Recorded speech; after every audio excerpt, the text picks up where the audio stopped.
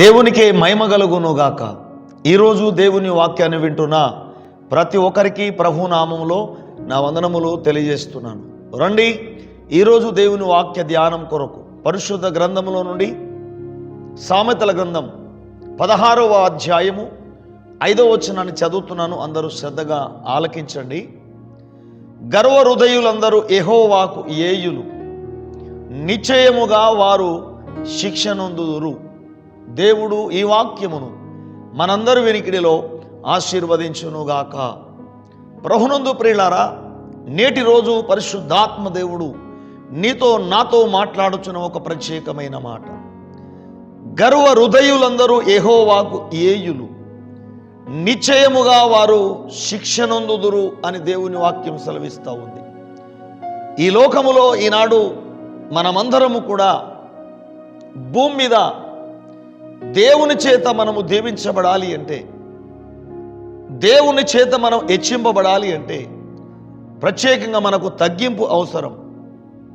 ఒక విధంగా మనం ఏ విషయంలోనైనా మన హృదయంలో మనం గర్వం కలిగి ఉంటే వారు దేవునికి ఏయులు, దేవునికి అయిష్టులు.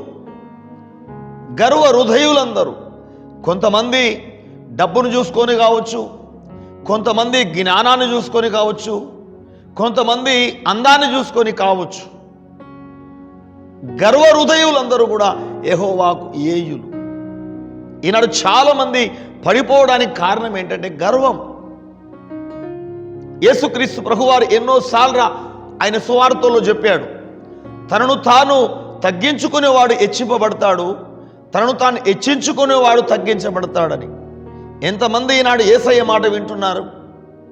చాలామంది ఈనాడు తమకు తామే హెచ్చించుకుంటున్నారు.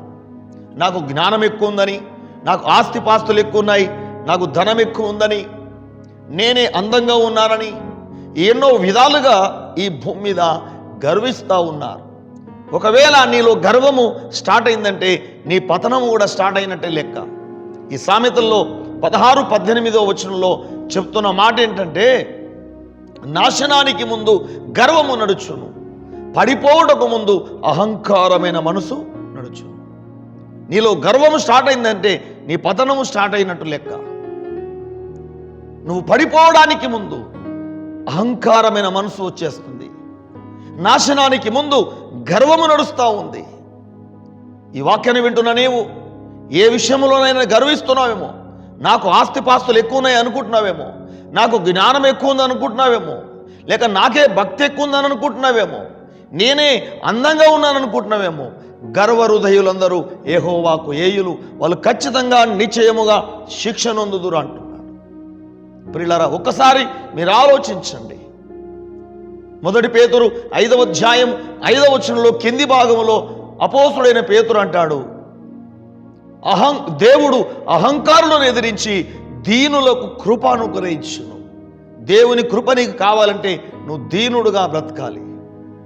దేవుడట అహంకారులను ఎదిరించి దీనులకు మాత్రమే కృపనిస్తాడట. నువ్వు దీనుడుగా బ్రతుకుతే, దీనురాలుగా బ్రతుకుతే దేవుని కృప నీకు దొరుకుతుంది. లేక గర్విస్తే నువ్వు పడిపోతావు. ఏ విషయంలో నువ్వు గర్వించినా, ఎవరికి తెలియకుండా నీ హృదయంలో నువ్వు గర్వించినా నువ్వు దేవునికి అయిష్టుడవు. గనక ఈనాడు నీవు నేను మనమందరం మనని మనము తగ్గించుకుందాం. ఏదో మనుషుల ముంగట కాదండి. యాకోబు అంటాడు,